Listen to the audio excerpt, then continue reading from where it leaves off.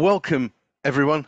Thank you so much for joining this webinar. It's an incredibly busy time of the year, and I know that there are so many more people who wanted to come on this, but they've said they want to watch the recording. So we will, as we have done for all of these, what's new in 80 webinars, we will record it, we will issue it to all the registered attendees, so they get the full benefit of this opportunity. I'm delighted to be able to introduce Streamer. We're calling this Reimagining translation, speech-to-text provision. Before I introduce the panelists, I can say if anyone needs closed captioning, please, you may switch it on. If you have any questions for the panel, please do use the Q&A function. Leave a comment on the Q&A function, and we will do our best to answer that question during the course of the webinar. I am absolutely delighted to welcome on the panel for today Robert Palmquist from America. Welcome, Robert. Hi, thanks. Yeah, pleasure to be here. Thanks so much for hosting this and putting it all together. Oh, that's a pleasure. And thank you for getting up so early. No problem at all. Which is fantastic. Yeah. And a good friend of ours, Paul Bridges, the AT lead at Cantel School in Southampton. Welcome, Paul. Hello, it's great to be here. Well, welcome. Brilliant. So I'm going to share my screen and let's crack on. So yes, it does seem at the moment that the world is awash with text-to-speech and speech-to-text software. The tech giants are like Google and certainly Microsoft are seeing some of these tools as absolutely vital and essential to making the world a more inclusive place. But every now and again, certain suppliers and certain individuals have some ideas that can turn some of these facilities that some people take for granted into quite extraordinarily powerful tools to support learning. At Microlink, we scan the globe really for things that we feel work, and Streamer is certainly one of those facilities. Streamer is something that I think takes speech to text to a different level. The learner can view live captioning, what is actually being said in the classroom, not over the internet necessarily, but actually in the classroom. And they can choose the language in which it's translated into.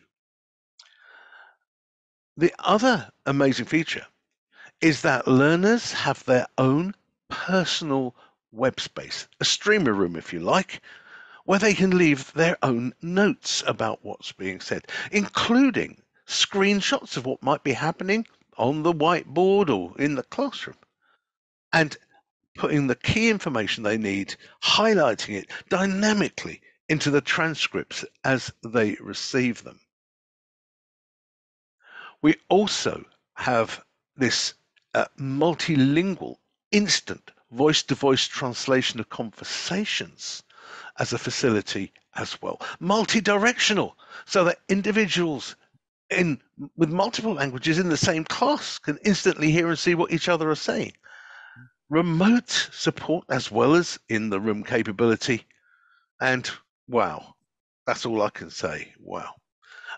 Robert will talk through some of these moments, some of these amazing features as we go through the webinar. But first, nothing speaks louder than a teacher, and I would love to introduce at this point Rachel Bridges from Cantel Streamer School, the Senko, who will be introducing how Cantel have over the last year or so trialed the use of Streamer in our English classrooms. Over to Now, did anyone hear that? Did you hear? No, right. That means I need to share my screen with sound, as this is one of the things that, yes. Now, hopefully, you will hear some music. Introducing Streamer into mainstream classrooms at Cantel School, a case study. Streamer is a specialist speech-to-text and text-to-speech application. Each user has their own web space to keep, store and manage their own transcripts. The transcripts can be annotated to support later learning. Automatic translation can take place seamlessly into a range of languages. And text-to-speech can feature instant two-way translation to support bilingual learners. Cantel is an oversubscribed inner-city state secondary school in Southampton with over 1,000 students on roll. Microlink has supported Cantel School with the introduction of Streamer, trialling its application in mainstream lessons, supporting identified learners, and developing effective practice with a small group of staff and students. In this clip, the teacher's voice is picked up by a headset mic, and the student immediately sees the transcription on a tablet computer. One of the first children to benefit had recently arrived from Holland with a very pronounced hearing impairment that required the use of a cochlear implant. The school Senko is already seeing an impact on learning, not only with this particular student, but for those with English as an additional language. The student that has a hearing impairment, it's been wonderful for her. She's much more confident, she's come alive a little bit, it's boosted her self-esteem, whereas previously she would miss most of what the teacher was saying. She now is able, as she's quite academically able and conscientious, she's able to read it back and therefore understand what the task was, understand what the learning was, and is making dramatic progress really quickly. With the students that have got English as an additional language, because they can now read it in their own language rather than sitting at the back of the classroom not really understanding what's going on, they are much more engaged, they are able to answer more questions, they are being more verbal potentially in the class as well. They are accessing more of the curriculum and basically completing more work, but alongside that also learning and developing their skills. She sees Streamer being used to good effect with a larger group of students, some who have autism and some who have receptive language difficulties. Cantel continues with developments. Fantastic. So a wonderful, a short case study, but giving you a flavour of what a provision like Streamer can do with individual young people. Robert, so good for you to be on this call. Yeah, thank you. I hope you were delighted by what you saw there. Yes, absolutely. And it really is quite amazing. But how did Streamer evolve? How did you come up with this concept? Well, no, it's a interesting question. Let's see. I at one time was working with military intelligence. If you're familiar with the James Bond movies, there's a character called Q, and I was basically Q for U.S. intelligence, where I was developing all sorts of little gadgets, credit cards that would slide under doors and sniff around and things like this. But really loved the technology, but after a while I got a bit disenfranchised with the way it was being used. Okay. And so at one point I decided I just needed to leave. And so I did that. And my goal was to simply make the world a better place. And my simple definition of that was, wouldn't it be better if we could all talk with each other, if we could all communicate? And so this is back in 2000. And back then, this idea of being able to instantly translate conversations and caption them was pretty much blue sky, futuristic sort of stuff. And so that's where I started, was creating these capabilities, working initially for the U.S. Marine Corps and their peacekeeping operations that desperately needed a secure captioning and translation system that they could use to talk to the native populations. So that's where Streamer started with the captioning side. And since then, we've gone well beyond caption, as you showed in your first slide. You know, you asked how is it different. Things like just with the captioning, Streamer does both forward and reverse contextual mapping. And I think we're the only ones that still do that. Explain that, Robert. Yeah, sure. And so as a new word is spoken, you're using previously spoken words to get a better understanding of that new word, so you can get the correct meaning of it. Pretty much everybody will do that in the captioning. We also do the reverse contextual mapping, where as new words are spoken, we're looking backwards to update those previous words, because now we have additional context. As an example, if I say the word right, just the word right on its own, we have really no idea what that meaning is. Is it the right to vote, a statement of direction, turn right, or write your name? And yes, and so when I say the word write your name, those additional two words, your name, means that I now have knowledge about how to spell that initial word right. So that's, we do both forward and reverse contextual mapping. Wow. And that's why we're so much more accurate than other devices. That's incredible. That's a hugely powerful cloud engine. It actually is. You know, a lot of people, you know, do analysis on our accuracies, and we always come out ahead. And that's a key element of doing that. Well, certainly for learners taking on a new language. Yeah, and another thing that we do that I think is still unique is that we can caption multiple people talking at the same moment. And this isn't somebody being rude necessarily in a meeting where somebody's shouting over each other, but we could handle that. But in meetings, for example, a lot of times there's what we call sociable feedback. Somebody would say, sure, yeah, okay, or I don't understand. You know, they interject these short little tidbits, and we're absolutely fine with that. We will caption what everybody says, even when you have multiple people talking at the same moment. So that's kind of a big deal for somebody who's hard of hearing, because they miss that element of feedback that is so important in part of the communication. Oh, that's amazing. That is amazing, Robert. I mean, I'm a hearing aid user. Okay. And I find the cocktail party effect absolutely devastating. I cannot pick up what the individual might be saying, but your technology enables that. And that's exactly what the research area would be called, the cocktail party problem. And so, yes, we have solved the cocktail party problem, where it can multiple people. And as you mentioned, anybody can be speaking whatever language they want. And so if you're in a room with 10 people and there's, you know, 10 different languages being spoken, that's not an issue whatsoever. Whatever anybody says in any language will be presented to each individual in their preferred language. And by presented, that means spoken and typed. So you'll, you know, be able to hear it. So we don't have to assume somebody's literate, you know, is comfortable reading. In this case, we are able to speak it out loud. Speech generation, you know, for somebody who's nonverbal, we certainly support that. You have the ability to use a tool we call Phrase Builder to rapidly create phrases that are going to be spoken out loud. So you could type them from scratch, but that takes quite a while. And so we have Phrase Builder that makes it faster to do that.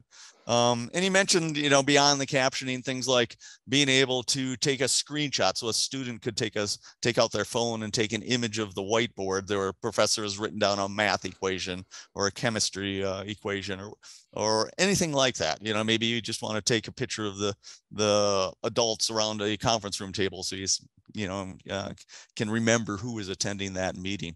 But you have the ability to embed pictures or videos or PowerPoint presentation directly into the text. And so communication these days is so much more than just text. We have the visuals, Twitter feeds, or whatever it might be, pictures, images, documents, and all that can be embedded directly into that. Super. And one other kind of fun thing, I think anyways, is when you do save the transcript in whatever format you want, Streamer will also generate a summary of that conversation. And so if it's 10 pages of transcript, right at the top, we'll create a paragraph that summarizes the key points of what that conversation was about. So now if you're going through all these transcripts, trying to find that one where the teacher was talking about you know, some particular aspect in history, you'll see it in the top paragraph, and then you'll be able to dig in and read that entire So transcript. that's you've got a kind of AI bot then built in. Yes. Yeah. Basically, that's what everyone's talking about today. You've got it built in. Yeah, and we've been doing this a while. Yeah, I think since again right around 2000. So it's fun. Yeah, but certainly we've gone way beyond just captioning to provide lots of additional features. That people really demand. We'll come back to you for those features and in a moment. But let's turn to Paul, who's put Streamer into practice. Paul, I mean, you saw it for the first time, and you must have thought, "Oh, this is going to be interesting," and you found a student immediately who would benefit from it. So tell me more about that first experience. Yeah, so we went to go and visit Microlink to see kind of what technologies you can offer us, and as soon as we saw Streamer, we knew that this would be perfect for our school. Not just for this one student, although that one student we did have in mind came straight, but all to us. It was about 3 of us there, and we all thought of the same person straight away. But we are a school which does have quite a lot of EL students as well, and we do have quite a lot of SEND students as well in our school. So we immediately saw the potential for this piece of software. It's amazing. So the first trials. You're using it specifically to connect a teacher to a pupil or perhaps a group of pupils, correct? Yes. So it was a bit tricky to start off with. Before we deployed it, we had to sort of make sure that we had the technology there to be able to use it as effectively as we could. So now, if I remember correctly, that was basically you had a wireless headset. Which you needed to not interfere with your school wireless. You had to retune that, yes? Yeah. Because I'm assuming then that the wireless headset connects to the cloud where the processing goes on under the bonnet. So the school doesn't actually need to have a massive server or a huge processing power, just good Wi-Fi. We don't actually. You just don't need good Wi-Fi because the actual headset will actually fit straight into the computer itself. We've got it hardwired into the computer. Okay. So the reason why we wanted it wireless was essentially so that the teacher could still get up and move around the classroom, and be able to interact with the students. Yes. That was the main reason why we wanted it wireless. But I said the problem with that is we didn't want it interfering with the Wi-Fi. So we did have to find a head unit. Which uses DEC technology which means that it works in a certain frequency, which means it doesn't interfere with the Wi-Fi. Because with PT Rooms Plus, that's not just classrooms, that's offices as well. And we didn't want it to interfere with the Wi-Fi, and we also didn't want it to interfere with each other because you've got classrooms next door to each other. Yes. This technology and above each other as well in our school. We've got 3 floors. Yes. So the headset that we use, the JPL one, allows us to be able to have multiple classrooms going on at the same time, all using Streamer. Amazing. Oh, that's incredible. So, you're a youngster who came to you from Holland with a cochlear implant. I mean, wow, double jeopardy for that young person. Yeah. Mm-hmm. Yeah. But like Rachel said in the video, she's very academic. She was just struggling to access because she basically couldn't hear what was going on that well, and her language wasn't too bad. It wasn't, it was okay, but it's more to do with the hearing side of things. And as Rachel said, when she started using it, the smile on her face. She was our trial student, and when I started using it in my lesson, just the smile on her face said everything. She all of a sudden could sort of understand what was going on. She could interact as well, and that was the main thing. Because I could ask her a question, it came up in her home language. She could read it. She could speak into the device, and then I could look at my PC and actually see what she was saying. So she could speak in her home language, and I could see it in English. So we could communicate, and that's vital in a classroom. So that's superb. I think one of the points you made there is a really good one. There sadly is sometimes an assumption that every EAL student who comes to this country is low ability because they can't communicate. Thank goodness we're breaking that stigma a little bit. But a device like Streamer smashes those preconceptions to pieces, doesn't it? It does, yeah, definitely. Yeah. Oh, fantastic. I'm going to share my screen again, and Robert, it'll be good if you go through some of the technical specs, because from my perspective, there are some interesting features. We are in this country GDPR obsessed. What do I mean by that? We don't want personal data being shared. We don't want personal data being spilt inadvertently by the systems. But reading what you've written down there, because of the demands of the initial build you had, you seem to be pretty secure, yeah? Oh, yeah, more than pretty secure. Yeah, we, like Zoom here that we're using right now, Yeah. Security really wasn't designed into the architecture. They ended up putting all sorts of band-aids on it. So now you have a lobby that you have to wait in and all these things. A term Zoom bombing became part of our vernacular because it was so unsecure. And with Streamer from day zero, this needed to be a secure system. And so we've gone through great efforts to make sure that that is the case. And again, this is not an afterthought. This was certainly built in.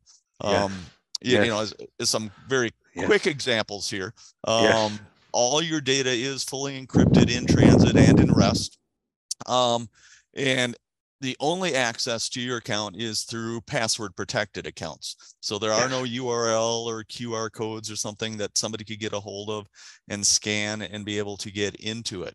Some other elements here, just real quick, is that Streamer is not an app that you download and install.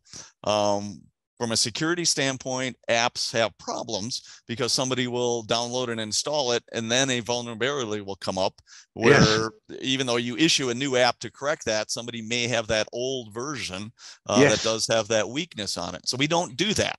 With Streamer, you are simply going to a website. You do not need to download or install anything. So therefore, every time you access the code, you have those latest features. And of course, we're continually updating, to address new threats as they come up. And so that way you are absolutely guaranteed to always have the latest protected version. Again, not an app that you download or install. You'll simply go to the website and be able to use it that way. Brilliant.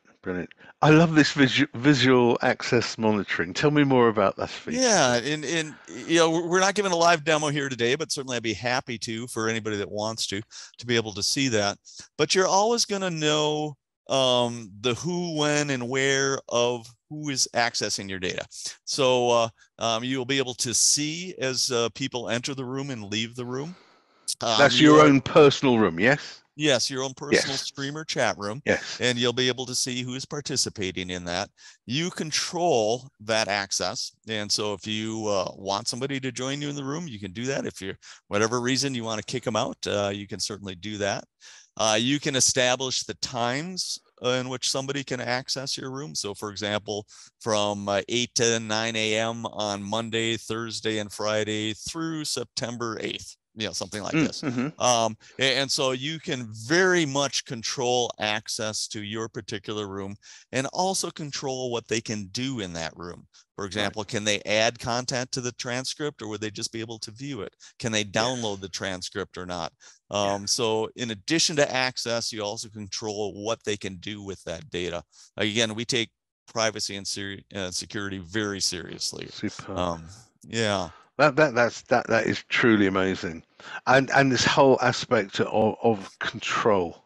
That is absolutely fantastic. Yeah, and other, in terms of control, a very common one is you want to give people access for the next 30 minutes. So maybe you're having a meeting with parents and you want that. And then also data retention. So we didn't get into that one, but you can set a school policy or a business policy where all your content in your rooms is cleared, let's say at 2 a.m. every day, or automatically at the end of every meeting, or maybe every 10 minutes. Whatever you want, you can set a corporate or school-wide retention policy for that data. And we do have some customers that keep the data forever, and that's absolutely fine. They want that permanent archive.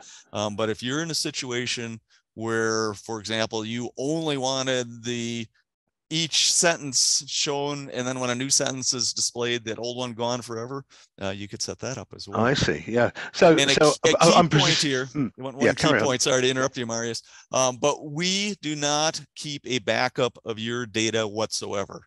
Your data is yours alone. And when you clear that data, it is permanently gone. So, you know, other firms, Google, Microsoft and such, they will absolutely be recording and archiving your data because that's how they make their money.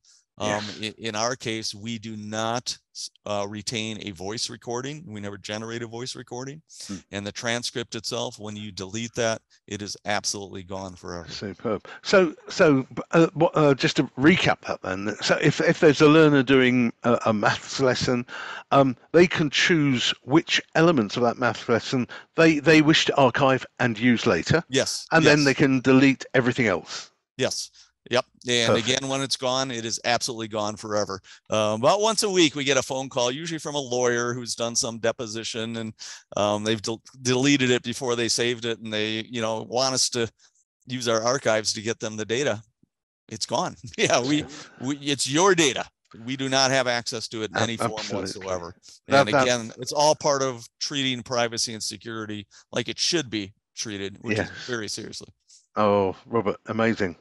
Now, just to finish off with, before we open up to any questions that might come in, no one's asked a question. I think everyone's sitting there going, wow. But let's open up the minds to possibilities.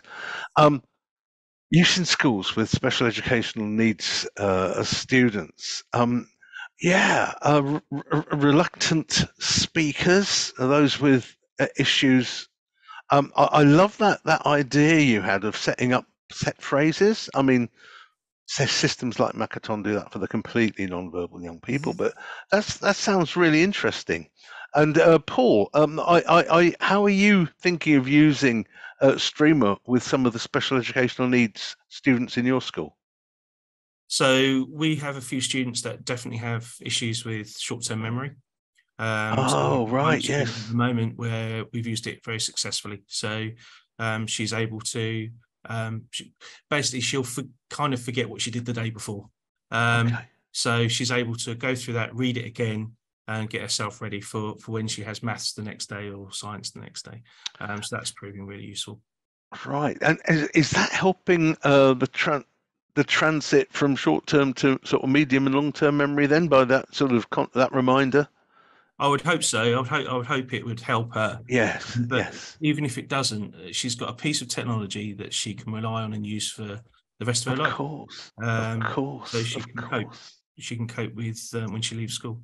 Yeah. Amazing. We've also addressed, of course, the wonderful possibilities of supporting individual students with English as an additional language. I also know within education, there are some amazing schools. I visited one in Birmingham, which welcome migrant children. The class I visited had 11 new migrants in it, speaking 8 different languages, from Asian through to Somali, through to, of course, Ukrainian. What an amazing tool, Robert, for getting a school in one class to produce an education experience with one teacher being able to communicate with all of those children. We have I was just talking with a teacher last week from Chicago, and she, believe it or not, had 24 different languages spoken in a single classroom. And this is a classroom with 48 students. So, man, I can't imagine her positioning. But yeah, being able to support all 24 different languages in a single class was certainly very enabling for her. But she said the biggest thing was that now those 48 students were able to talk with each other. Amazing. And so you had students that were completely isolated in that entire school because they could only speak a language that nobody else understood, Somali, for example. And now they were able to have friends. And she said it just made a huge difference in the attitude of the students. Of course. You know, so key, of course, is enabling the teacher to be able to communicate with the student. But also, she said the student-to-student ability made coming to school something they looked forward to versus something they dreaded. And so that's very meaningful to me. Oh, hugely meaningful. You know, that sense of belonging, growing that sense of belonging. Incredible. Yeah, and so the student-to-student communication is also big, and of course this teacher to parent. And so quite times you'll have a student that will pick up the local language, English, but the parents seem to be a little bit behind in terms of that. So trying to get parental involvement in the child's education is very difficult if that parent doesn't speak English in this case. And so beyond the classroom walls, being able to reach out to parents and be able to communicate directly with the parents, it also has some huge benefits for that child's education. Oh, no, absolutely. And this whole aspect of remote support, especially for migrant families. Yes. Mm-hmm. We have situations now with the Ukrainian situation where the child has migrated, but the parents are still in Ukraine. Oh my. You know, the mobile phone is the psychological and social and emotional bridge. But now with something like Streamer, those parents can be talked to and involved in their child's education, and they need no other software or hardware than the link to the room. Yes, and that's right. Certainly, because again, we're running on the internet, and so the idea of local or remote, it's used identical, same fashion. So no differences whatsoever. You know, with respect to the remote, I might mention from a hardware standpoint, you know, Paul did mention and talk about the microphones needed. But in terms of computer platforms, we don't care at all what type of RAM you have or CPU or anything like that. $50 Amazon Fire book is going to work just as well as a $10,000 gaming platform. So don't spend a lot of money on the platforms. I think Chromebooks are probably the number one being used in classrooms today. It used to be iPads, but Chromebooks and Streamer happily runs on Chromebooks or iPads or your Android phone or tablets or anything like that. So that's really important for schools to know because money is tight. Yeah, so don't spend a lot of money on buying some high-end system from a Streamer perspective. Anyways, we do not care at all about the RAM or the CPU or anything like that. Wonderful. Final two things. You must be used by some multinational businesses, Robert. Oh yeah, certainly, especially ones in security areas. So you'll see it like in UK banks and such like this. But we are with Microlink. We're both part of the United Nations Zero Project team, which is quite an honor, actually. And so with the Zero Project team, for example, and this is a group within the United Nations, the last time I was there in Geneva, they did probably 2 weeks, at least a solid week of very exhaustive testing where they brought in people speaking multiple languages, people speaking, for example, English with multiple accents and dialects. And as a result of all that, selected to use Streamer to support their assemblies, meaning their meetings. So that's kind of a big deal when you're a language translation company to be selected by a group within the United Nations as their preferred system. That's kind of nice. And so we were happy to work with Microlink on making that happen. NASA and company Michael were there. And so definitely that was a fun trip. Amazing. And then there's the possibility of the multinational classroom, isn't there? I mean, isn't that the most amazing possibility? Yes. And so we do have groups that, for example, we're heavily involved in medical training. And so we have groups that have put together content to help third world countries improve their medical operations, medical education. So they're using Streamer to provide that in a multilingual role. So somebody could be talking about, tooth care or something like this and be able to present that to China and pick your country all simultaneously. And again, very meaningful. Circling back to my very beginning, the world's a better place if we can simply communicate. And so I think we've done pretty well at that. What an amazing what an amazing presentation, and what an amazing tool. If anyone's got any questions or queries, apart from, oh my God, that's amazing, which I'll accept as a comment, please leave it now. What we would do is, as we've always done with these, we'll circulate the video to the 160 individuals who are interested in this software.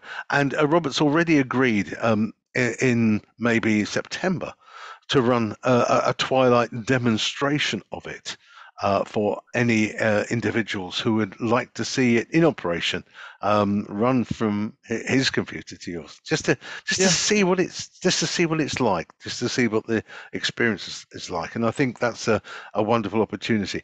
I'm sure, for example, schools in Southampton can tell are becoming a leading AT zealots and advocates in the area, and we hope to do something similar there. So any questions or queries, do leave something in the chat. Guys, it's been wonderful having people in, but any points to be made to the hosts or panelists? Well, see, I want to make sure that people understand, to get Streamer, they should go to Microlink. That's right, yeah. And so Michael, if you have Michael's contact info or such, of course we do, yeah. that's where you want to go. We're technology people. We're not salespeople. And so if you have any specific tech questions, we're more than happy to answer them for you. But really, your first contact there should be Michael. And, thank you for that. Reach out to Michael, and that's the local team, in London.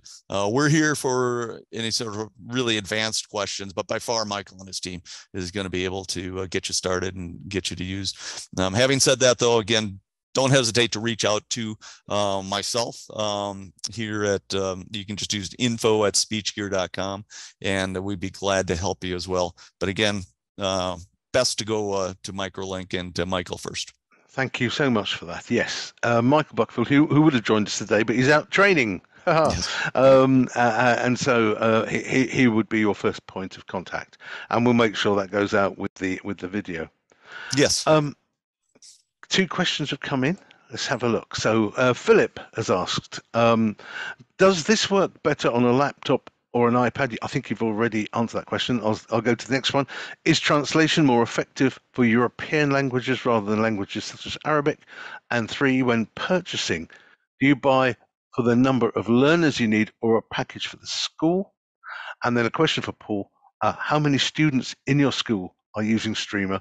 Roughly what percentage are using EAL? So first of all, to you, Robert, is it a language? Was it European? Is it Arabic? Is it everything? Yeah, let me answer the first one, because I'm a tech guy, so I'll give you the tech answer. iPad versus anything else. So iPad and iPhone versus anything else. Apple is the worst at security. They force every software developer, when audio is captured, to share that with Apple.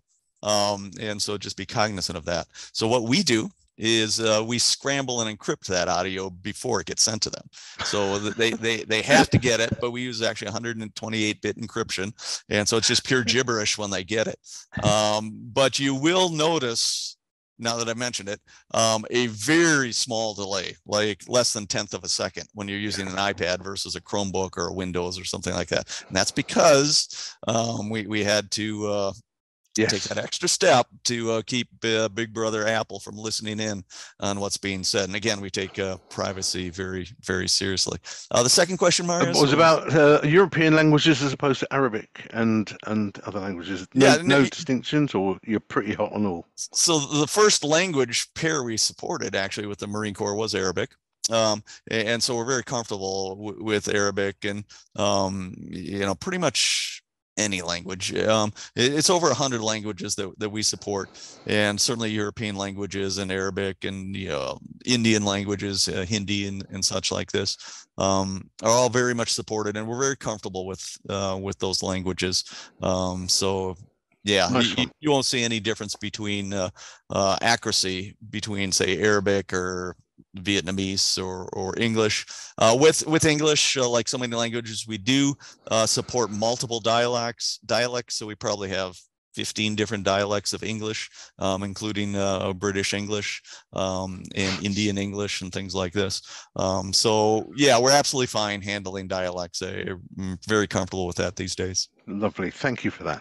And a question about purchasing: do you purchase for a number of learners, or do you purchase for a package for the school? How does it work? Yeah, and we can do either way. And so Michael would be able to Yes. get your price quotes and such. In the US, probably 70% of the schools are purchasing a subscription per student. Okay. And so if a student has identified a need for captioning or translation, they'll have a single streamer room that they'll use throughout the course of their day and evening. The other percentage are going district-wide, and in the Middle East, it's always district-wide. Okay. And so what I mean by that is each room on your campus would have an associated streamer captioning room. So when anybody walks into any room, they'd be able to see a captioning of what's being said in that room. Amazing. The philosophy in the Middle East tends to be, if anybody has access to an accommodation, then everyone should have equal access to that accommodation. Whereas here in the US anyways, it tends to be more focused on the student. We have what they call an IEP, and the accommodation is singular. So Streamer supports both. And typically when schools get started, they have a student in mind, and they're going to buy a single subscription for that student. And then as time goes on, like Paul is doing, it expands to now Ukrainian or whatever situations, and it grows and gets larger. But certainly we can support a district-wide element where every room on your campus would have an equivalent streamer room, and anybody that walks into can see the captioning. And when you do that, you get huge discounts instead of a per student price point. You get a much reduced price point. That was so helpful. And Paul, yes, how many students are you using Streamer in the school? Or roughly what the percentage is of EAL, or are you still in the process of rolling it out? How's it going? So we're kind of still, we pretty much rolled it out. Where we are with it at the moment is just kind of maybe now getting the students to use it in a bit better way. So like we've been saying, that they can take photographs, and so that's kind of our next stage, is training the students to use it now. We've got over 40 languages spoken at this school, well over 40 at last count. What I would like to say, if I just go back to the translation, is it more effective in European languages or Arabic? I've had no issues whatsoever with the difference in translation depending on the language, from Cantonese to Arabic to Pashto. And just to sort of really big up Stream here, we had a couple of students turn up, and Pashto wasn't available. So we contacted Streamer, and within a week or so it was available. So it's amazing. The support you get in terms of that is fantastic. In terms of purchasing, so if I answer that question quickly and how we do it, so we've set up, every teacher has their own room, because sometimes teachers might be used for cover. So what happens is then that student can dial into that teacher's room. So we do it that way. Nice one. And then we set the students up with a free account. So all the students have their own free accounts that they just dial into that teacher. They've got permission to go into that teacher's room, and we do it that way.